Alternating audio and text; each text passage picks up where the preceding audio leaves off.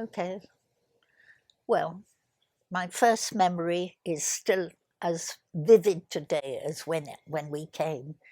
I was just 5 years old, and my mother had arrived from. My parents had been staying in Kashmir. Then my father had gone back to Bangkok where he was working, and she came here because a friend of ours, David McKeever, had built a house, and McKeever worked in Bombay. So he'd said, all right, you can stay in our house. And she was told, you can't take anything, any gift except fruit, flowers. That's it. So my sister was a babe in arms. My brother could barely walk. So she was holding on to him and holding on to her. And she gave me the tray, and I staggered into the hall with this, and it felt like huge. And on it were some oranges and some marley, something. And I walked in, and I looked around, didn't know what to do with this thing. And Bhagavan was sitting there on the couch. So he pointed to the stool that was by his couch. It was a low square table, you must know. So I thought, okay. So I went and sat on it, carrying my tray. And I had my back to Bhagavan, and I was staring at everybody around. And people started to laugh. And I didn't mind. I didn't think they were laughing at me. Good, everybody's laughing. And Bhagavan said, she's making an offering of herself. I never forgot that. The first time in the hall. But we used to go there, as children. We never discussed, is he a great man? Is he this? Is he a rishi? It never occurred to us. We just knew that Bhagavan was Bhagavan. And everything, every piece of news, every new toy, every bit of interesting information, everything that we'd go and tell him about it, and then we'd go off and play up the hill or somewhere. But it was natural. And sometimes we'd say things like, that doesn't seem fair, whatever has happened, animals fighting, whatever it is. We better go and tell Bhagavan about it. And we'd go off and tell him about it. That's why we spoke good Tamil in those days, because Bhagavan he could understand English very well, but he didn't speak.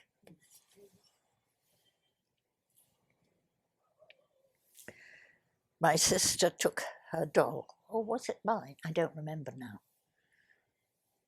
And for Christmas. And he was looking at it gave just as much attention as adults asking philosophical questions. He would listen and answer.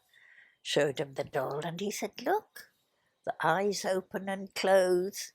And he was singing, and very nice, gave it back.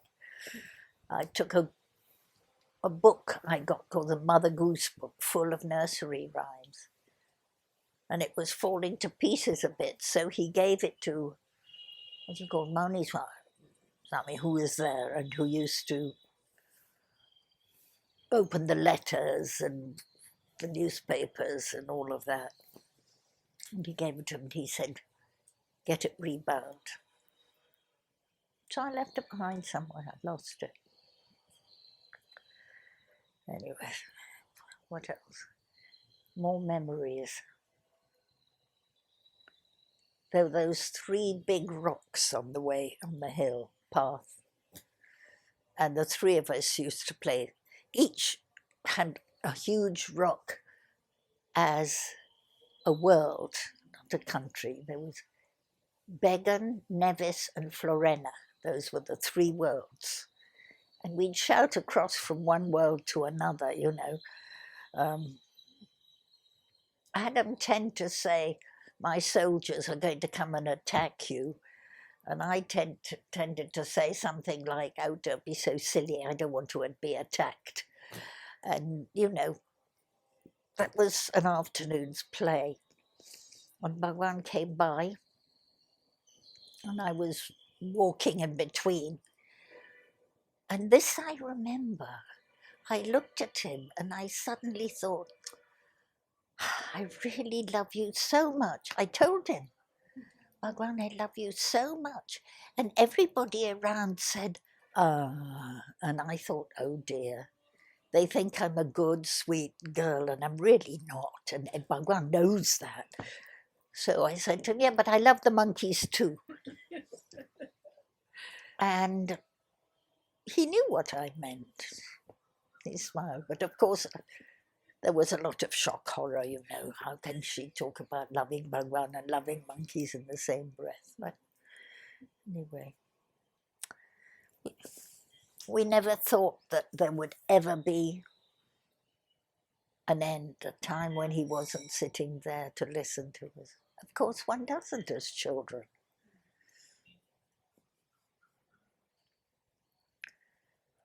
Well, I get... What? Oh, yeah. At 8, when I was 8, I got an origami paper folding book as my birthday present. And I sat there at the dining room table making one thing after another, and there was one would not come, would not come, would not come. All the pieces of paper got spoiled. And I thought, gosh, I'll have to go to the hall. I took the book, I took my bit of paper, I went there, walked in, sat down, opened the book, got the piece of paper, made it, it worked. Nobody said anything, this is... Then I looked, thank you, Bhagavan, and walked out with my book and my piece of paper.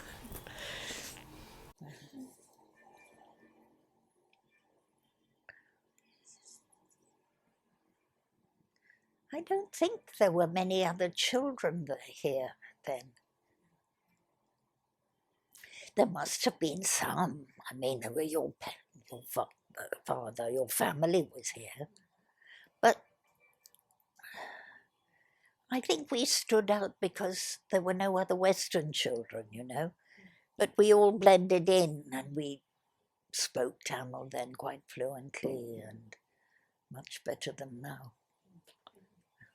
And what else? Your mother used to wear sari. Oh, yes. My mother was absolutely devoted. My father, when he first came, apparently, he wasn't sure. And after he met Bhagavan, he became completely sure. Then he was a devotee till he died. We were very lucky. I didn't always think so. There was a time that I thought, here I look different, but I feel at home. If I go abroad, if I go to England, I feel different, but I look at home. It's very confusing because I can never belong here. Everybody will always call me Melegare. And I can never belong there because I don't know what they're talking about half the time.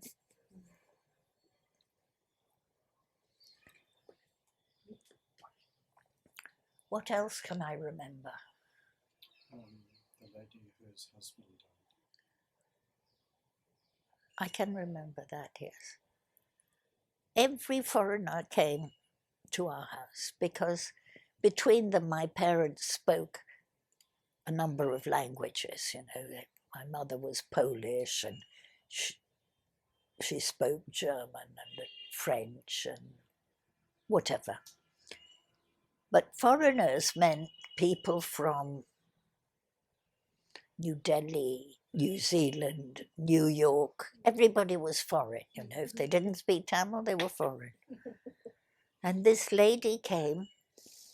She had made a love marriage. She was Indian from the north. And the parents were very upset. And then they went swimming in Madras on the beach, and in front of her eyes, a shark took him, and she couldn't cope with it. And in the end, she went everywhere, everywhere. She went to every wise man, holy man.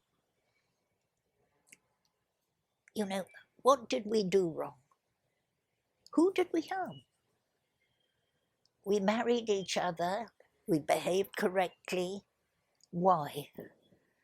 And she had found that many people would talk to her, and then when she went out, she couldn't even remember what they'd said. You know, they kind of talk, and used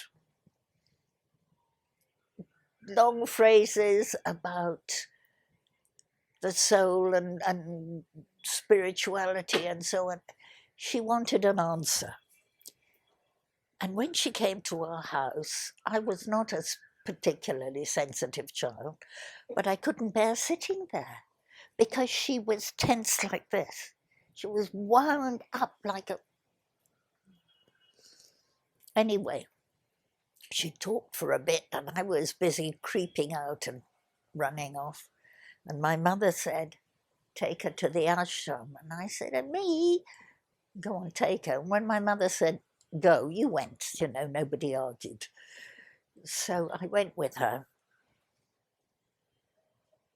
And I went to the hall and I said, go in there.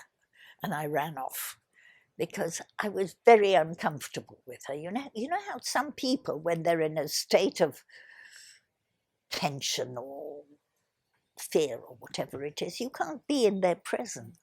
Anyway, I pointed her to the hall, and then the lunch bell went sometime later, and I thought, oh God, I've got to take her home again. So I went back to the hall, and there she was. She was at peace, and I couldn't believe it. I couldn't believe that this was the same woman that I couldn't bear to be near a couple of hours ago. So I wanted to ask her what Bhagavan had said, because I thought to myself, whatever he said to her, I didn't doubt for a minute that he could make her better, but those words must be the most important words in the world. They've changed this woman completely. What are they? What did he say? And in those days, you know, it wasn't like now when you would walk up to anybody and ask them anything. We were kind of, anyway, I thought, my mother will ask her, then I'll find out. So we came home. And my mother did ask her, and she said, nothing. She had her list of questions because she wasn't going to be fooled by any fake guru. And she took out the list of questions, and he looked at her, and he looked so compassionate, and she suddenly thought, it doesn't matter. Left the list of questions and came out.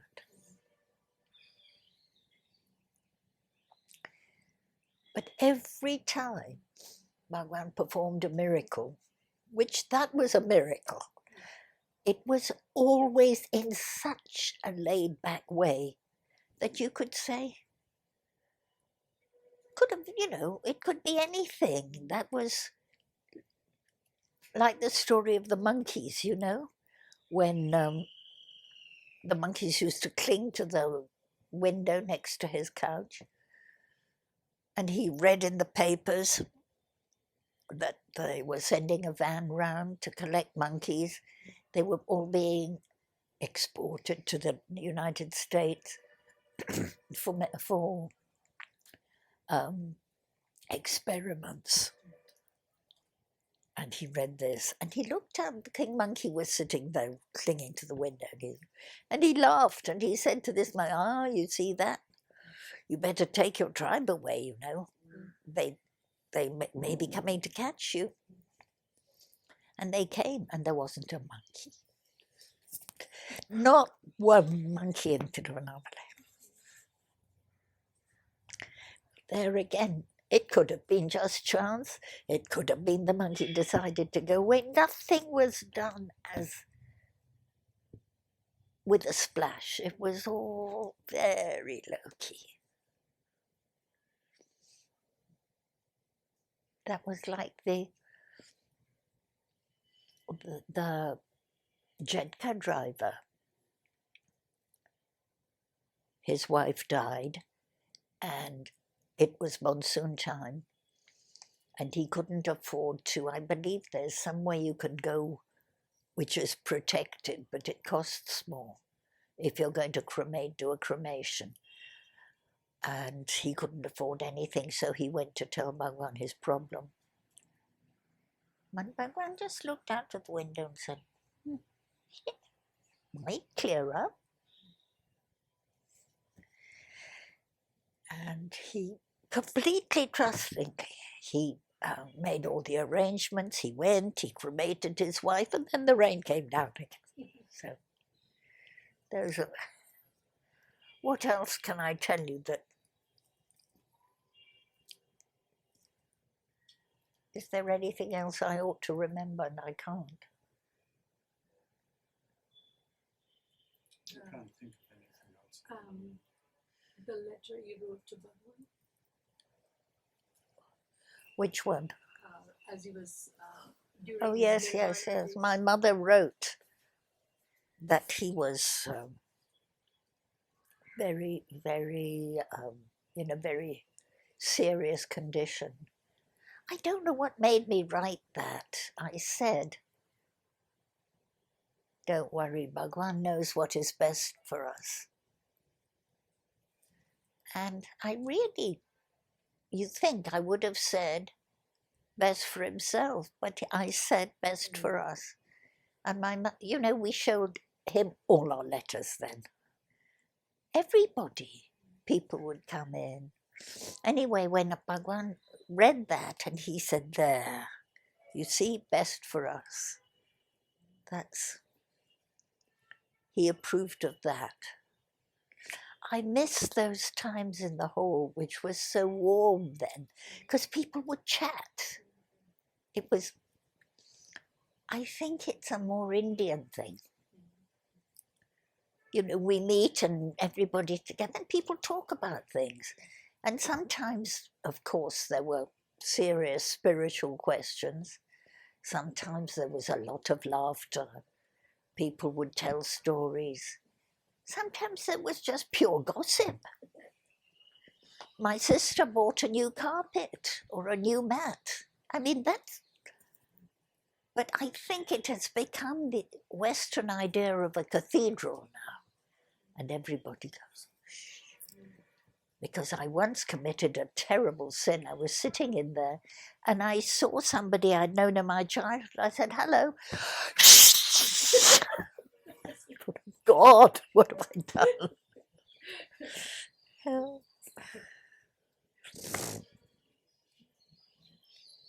Well, I can't remember any more now. This is beautiful. Anything else, Chris? What was that we think of Bhagavan, Bhagavan thinks of us? There was something else Oh in no, when I wrote to my mother, I said, remember me to Bhagavan. And she showed him the letter. And Bhagavan said, if Kitty remembers Bhagavan, Bhagavan will remember Kitty.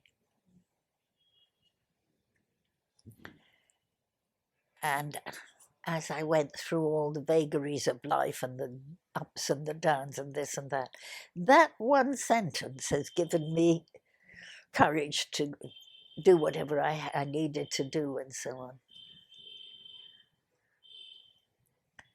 Because he doesn't, he's there.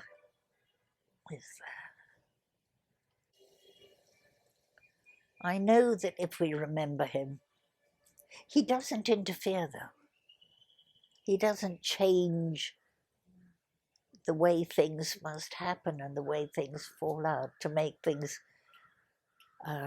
different or better for us, but he will help you if you ask for help. He will help. I don't know.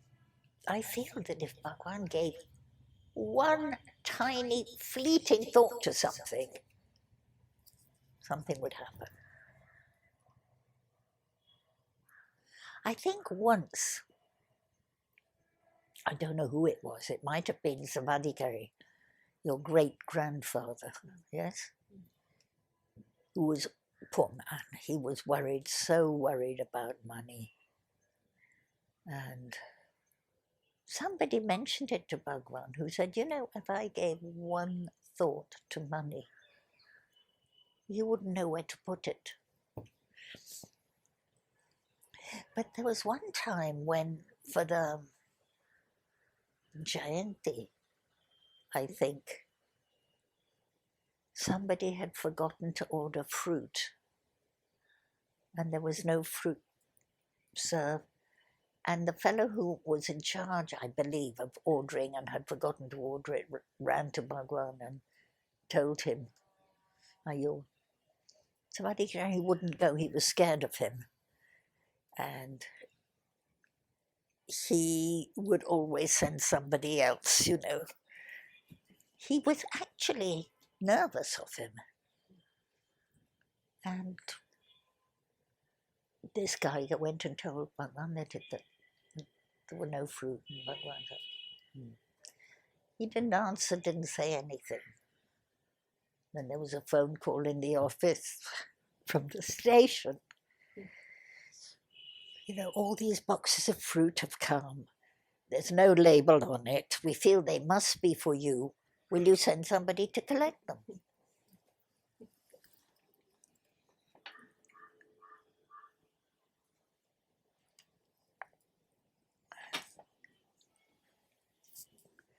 Funny, we used to go and everybody, they used to go and show him their new clothes, and he would notice for himself if somebody was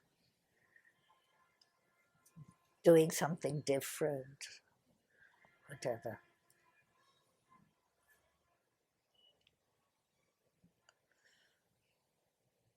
Which one? One of the regular devotees of those days, it might have been, no, couldn't have been Devaraj Mudaliar.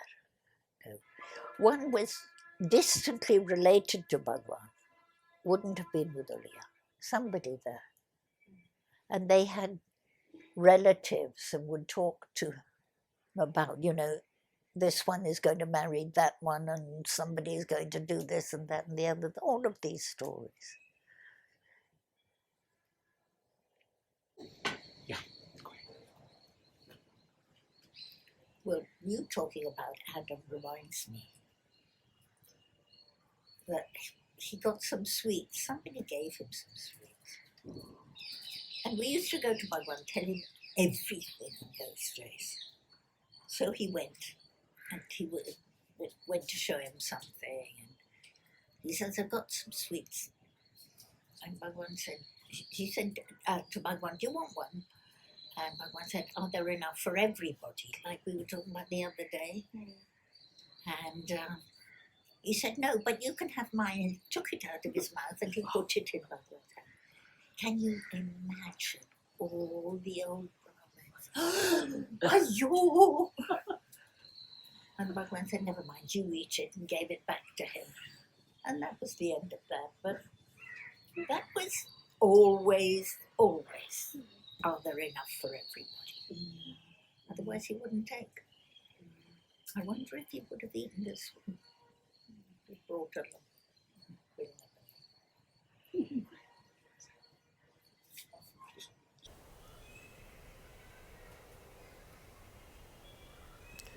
I have more memories, but I can't remember them. I'm sorry.